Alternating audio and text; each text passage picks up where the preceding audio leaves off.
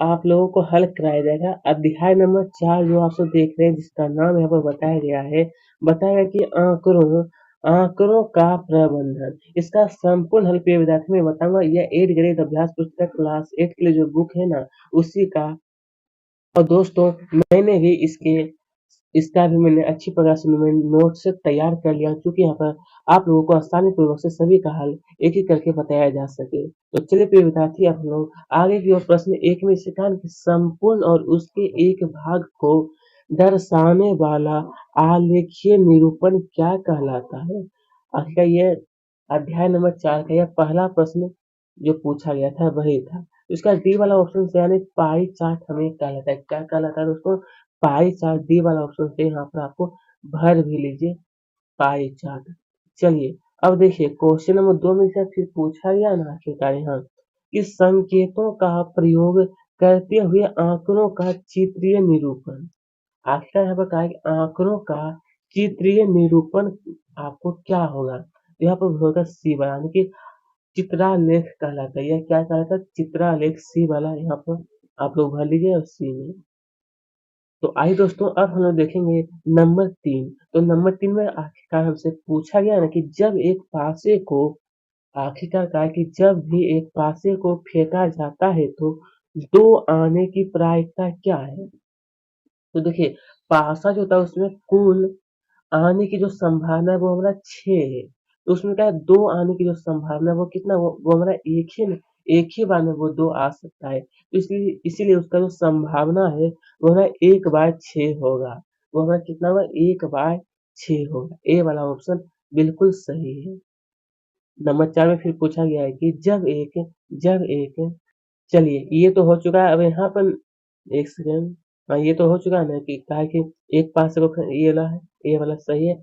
अब देखिए नंबर 4 में फिर पूछा है कि जब एक सिक्के को उछाला जाता है तो चित्त प्राप्त करने की प्रायिकता, यानी कि जो सिक्का होता है उसमें कुल जो आने की जो संभावना है वो हमारा 2 है ना, एक चित्त और एक पथ है। तो उसमें तो चित्त आने की जो प्रायिकता होगा वो 1/2 होगा, यानी वो एक ही बार में आ सकता है। तो बी वाला सही हो जाएगा।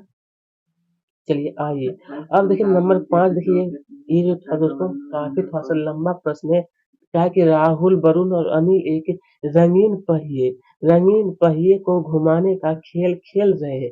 यदि तीर लाल रंग पर रुकता है तो राहुल जीत जाता है, यदि नीले रंग पर रुकता है तो वरुण जीत जाता है, यदि तीर हरे रंग का पर रुकता है तो अनिल जीत जाता है। तो इस खेल को न्याय संगत बनाने के लिए निम्न में से कौन सा रंगीन पहिया प्रयोग किया जाएगा।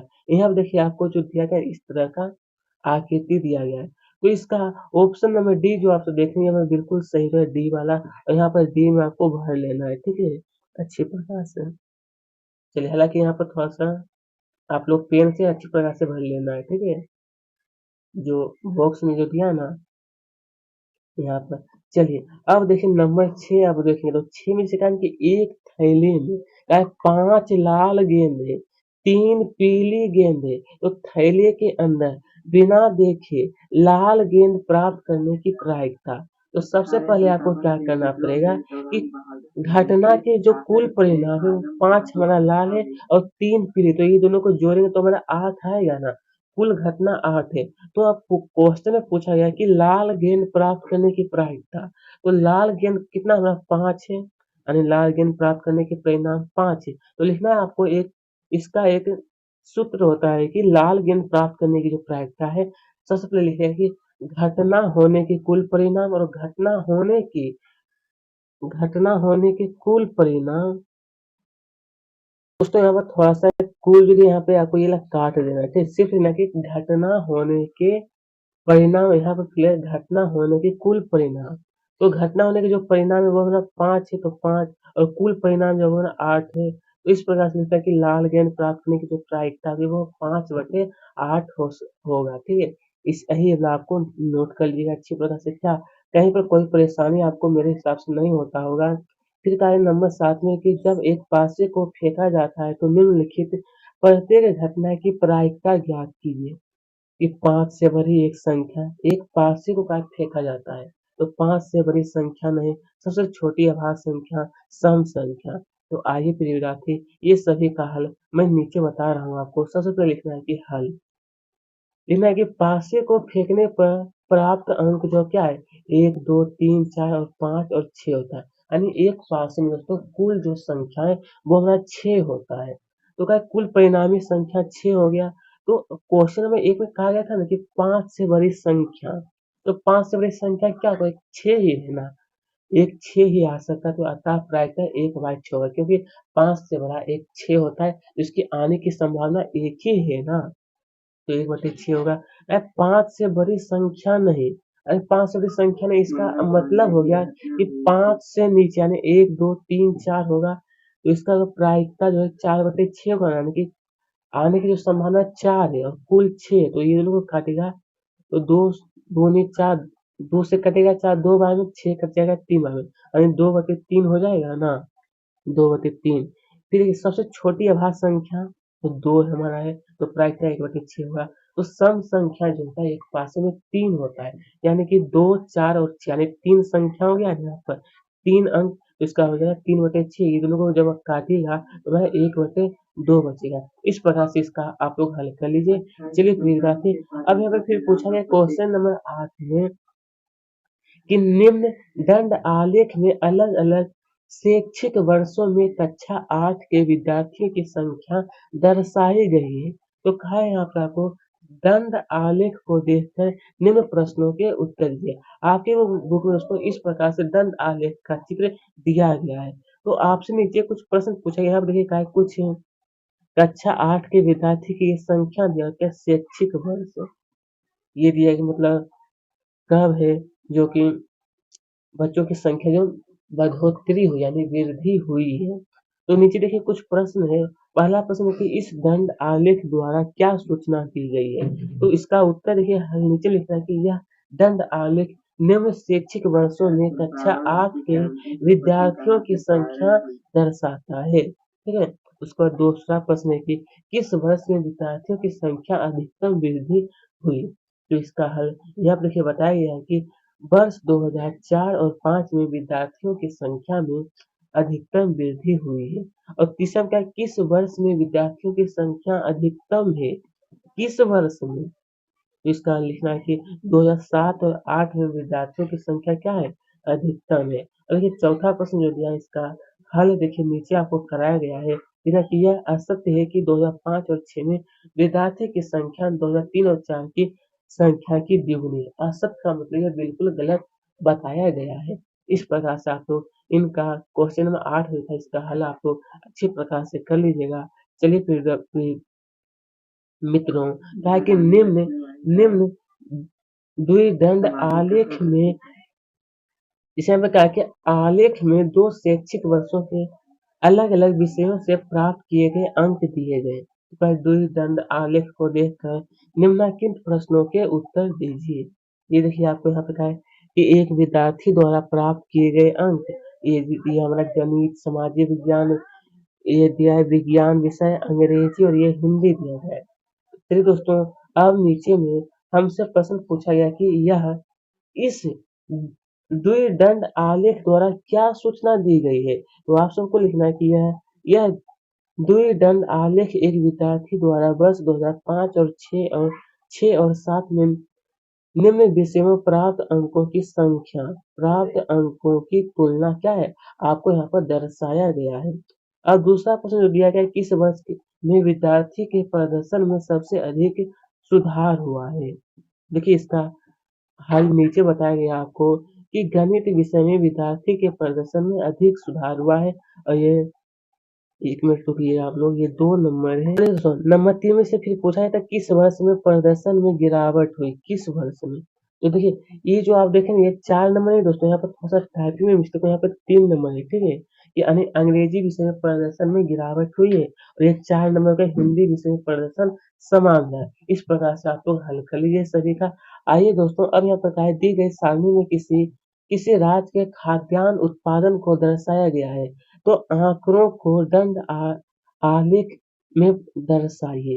ये जो दिया गया दोस्तों आपका खाद्यान्न यानी लाख टन में, ये जो दिया गया वो क्या है, लाख टनों में। तो कहा गया यहाँ पर आपको दर्शाना एक दंड आलेख के द्वारा। फिर दोस्तों आपको इस तरह से आपको अपने बुक में एक आलेख को तैयार कर लेना है इस प्रकार से। और देखिए यहाँ पर सबसे पहले आपको लिखना है, यहाँ पर प्रिय विद्यार्थी आप लोग लिखिएगा कि उत्पादन लाखों टनों में, इस प्रकार से ये पूरा लिखना है कि 10, 20, 30, 40, 50, 60, 80 तक। उसके बाद देखिए यहाँ पर थोड़ा सा लिख लीजिए कि पैमाना यानी कि बाई अक्ष पर 1 सेंटीमीटर बराबर का 10 लाख टन है, ठीक है। और ये वर्ष आप लिखना कि 2001, 2, 3, 4, 5, 2005 तक यहाँ पर बताया गया है। इस प्रकार से आप लोग आलेख को तैयार कर सकते हैं, ठीक है। तो चलिए आगे। चलिए दोस्तों क्वेश्चन नंबर 11 में से फिर कहा है कि किसी छात्रावास में विभिन्न भाषाएं बोलने वाले विद्यार्थियों की संख्या नीचे दी गई, तो इन आंकड़ों को एक पाई चार्ट द्वारा प्रदर्शित कीजिए। क्या चीज दोस्तों? तो पाई चार्ट के द्वारा आपको यहाँ लिखा है प्रदर्शित कीजिए। तो सबसे पहले आपको लिखना है यहाँ पर देखिए एक तालिका सबसे पहले आपको एक तैयार करना है। हालांकि यह जो तालिका है यहाँ पर लिखना है आपको देखिए भाषा, विद्यार्थी की जो संख्या है, संपूर्ण भाग, केंद्रीय भाग, हिंदी, अंग्रेजी, मराठी, तमिल। तो हिंदी 40 है, अंग्रेजी 25 है, मराठी 15, तमिल 10 है। इस प्रकार से ये पूरा संपूर्ण भाग, केंद्रीय कोण आपको निकालना। उसका बाद कहा था आपको कि इसे पाई चार्ट में, पाई चार्ट देखिए दोस्तों इस तरह का होता है, इसे आपको यहाँ पर दर्शाना था। तो इस प्रकार से आप लोग इन्हें दर्शा सकते हैं, ठीक है। कि तमिल जो है 10 बच्चे हैं और 40 डिग्री हो गया, हिंदी 40 बच्चे तो 160 डिग्री हो। इसी के साथ यह भी मैंने आपको पूरा करवा चुका हूँ।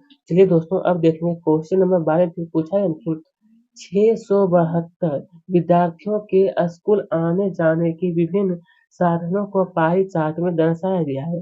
तो कहा चार्ट देखें और निम्नलिखित प्रश्नों के उत्तर दें। तो देखिए पैदल जो होता है वो इतने बच्चे हैं, ये सही। तो आपसे फिर कहा गया है कि कितने विद्यार्थी साइकिल से स्कूल जाते हैं। तो यहाँ पर कुल विद्यार्थी 672 है। तो केंद्रीय प्रवृत्ति की जो माप है वो क्या है, 360 डिग्री का दिया गया है। ऐसा नहीं दोस्तों कि आप आसानी पूर्वक हल कर सकते हैं, इसे हल करने का एक विधि होता है, ठीक है। तो केंद्रीय प्रवृत्ति की जो माप है 360 डिग्री, तो बस की जो माप है 120 डिग्री हुआ। तो इससे निकालने के लिए आपको क्या करना पड़ेगा कि साइकिल से जाने वाले विद्यार्थी जो है वो आपको क्या करना है कि 90/360 गुने का 672, तो हमें 168 डिग्री जो है वो क्या करें साइकिल से विद्यालय आते जाते हैं। और बस से आने वाले जो विद्यार्थी है वो 120 डिग्री में दिया था, तो 120/360 गुने का 672 यानी 224 विद्यार्थी जो है वो बस से विद्यालय आते और जाते हैं। इस प्रकार से आप लोग इनका हल कर लीजिएगा एक एक करके। तो दोस्तों अब हम लोग आगे की ओर देखने वाले हैं। नंबर 13 फिर इसे पूछा गया है ना कि दिए गए पाई चार्ट में सिंचाई के विभिन्न तरीकों को दर्शाया गया। तो क्या पाई चार्ट पढ़ें और निम्नलिखित प्रश्नों के उत्तर दीजिए। पाई चार्ट, तो नहर में 46%, टैंक के द्वारा 17% हम लोग सिंचाई कर रहे हैं, और ट्यूबवेल के द्वारा 25 और अन्य तरीके से 112%। तो आपसे फिर कहा गया है कि कितने प्रतिशत भूमि नहरों द्वारा सींची जाती है। देखिए इसका जो उत्तर हो जाएगा यानी 46% भूमि नहरों द्वारा सींची जाती है। अब देखिए बताया गया है ना आपको। दूसरा प्रश्न पूछा गया था कि 17% भूमि किस माध्यम से सींची जाती है। देखिए टैंक के द्वारा यानी 17% जो भूमि है वो आपको बताया कि टैंकों के द्वारा क्या है सींची जाती है, सींची जाती है, ठीक है। अब है ट्यूबवेल से सींची जाने वाली भूमि का प्रतिशत कितना है। ट्यूबवेल लिखना है तो आपको 25% आपको दर्शाया गया, तो लिखना है कि ट्यूबवेल से सींची सींची जाने वाली भूमि का जो प्रतिशत है वो हमारा 25% है। इस प्रकार से आप लोग इन्हें हल कर सकते हैं, ठीक है।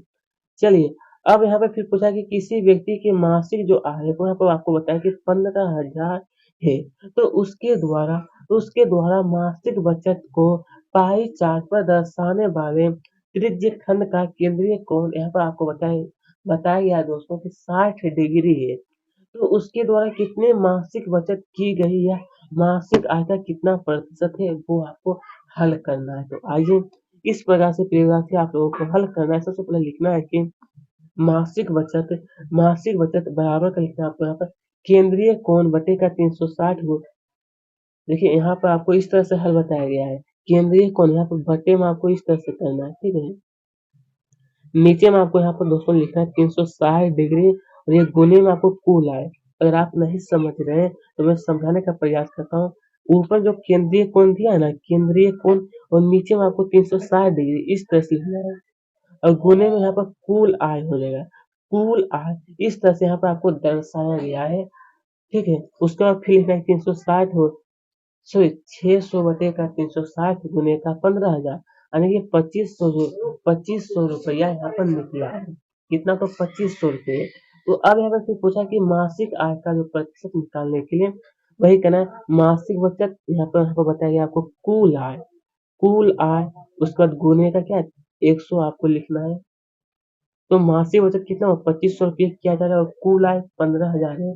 यहाँ पे थोड़ा सा टाइपिंग मिस्टेक हो, यहाँ पर 15,000 होगा। ठीक है, 15 गुने का 100 करिएगा तो आप दो जीरो से दो जीरो कट गया, और 25 से जब आप इतना काटिएगा ना तो हमारा आएगा 16.66%, यानी यह मासिक आय था 16.66% थे। ठीक है, चलिए अब इसके आगे फिर हम लोग देखें तो क्वेश्चन नंबर 15 पे कहा है कि आप अपने एक एक दिवस की दिनचर्या में व्यतीत समय, मान लीजिए स्कूल, सोने, खेलने आदि के लिए नीचे दी गई सारणी भरिए। तो इन आंकड़ों को एक पाई चार्ट द्वारा प्रदर्शित किए। सबसे पहले आपको एक सारणी जो दिया इसे आपको क्या है भरने के लिए। तो दोस्तों आपको यहाँ पे लगता होगा कि मैंने ये नहीं बताया, ये भी मैं आपको बता रहा हूँ। थोड़ा सा धैर्य रखिए, मैं बता रहा हूँ ना। पहले यहाँ पे लिखिए कि स्कूल में 6 घंटे, खेल में हम लोग दोस्तों, खेल में हम लोग 4 घंटे, घर पर पढ़ाई 4 घंटे, सोने में 8 घंटे, और यहाँ पर अन्य में 2 घंटे हम लोग व्यतीत करते हैं। और यहाँ पर भिन्न रूप और 360 डिग्री के भिन्न रूप आपको ज्ञात करना है। ये ज्ञात करने के लिए देखिए मैं आपको नीचे यहाँ पर बता रहा हूँ। इस तरह से आपको तालिका में भर लीजिएगा। ठीक है, लिखना कि 6 बटे 24 बराबर कर, देखिए 6 से 24 कट जाएगा तो 1/4 बचेगा ना। उसके 4 से 24 कटेगा तो 1/6 बचेगा। 4/24 दिया 1/6, 8 से 24 तो 1/3, और 2 से 24 तो 2 से 24 कटेगा तो 1/12 बचेगा। इस प्रकार से आप लोग को देख रहे हैं भिन्न रूप, यहाँ पर आप लोग भर लीजिएगा ये वाला। उसके बाद देखिए अब ये वाला हल करना है, तो ये वाला आपको यहाँ पर बताया गया और तालिका में आप लोग भर लीजिए। ये लिखना है 1/4 गुने का 360 डिग्री। क्योंकि दोस्तों मैं यहाँ पे इसलिए बता रहा हूँ कि आपको ये लिखने में समस्या ना हो इसीलिए। तो 90 डिग्री, ये 60 डिग्री, ये 60 डिग्री, 120 डिग्री, हमारा 30 डिग्री निकला है। ये पूरा करने के बाद आपको एक कहा था पाई चार्ट तैयार करने के लिए। तो देखिए पाई चार्ट इस तरह से आप लोग तैयार कर सकते हैं कि स्कूल में हम लोग 90 डिग्री, खेल में 60 डिग्री, पढ़ाई में 60 डिग्री, सोने में 120 डिग्री, और अन्य में हम लोग 30 डिग्री व्यतीत कर रहे हैं। इस तरह से आप लोगों को ये पूरा हो चुका है। इसी के साथ आज का ये वीडियो हमारा समाप्त है। मैं आशा करूँ दोस्तों कहीं पर आपको कोई समस्या नहीं हुआ होगा। तो अगर अभी तक हमारे चैनल को सब्सक्राइब नहीं किया तो कर लीजिए, साथ में वीडियो को भी आप लोग लाइक कर लीजिएगा।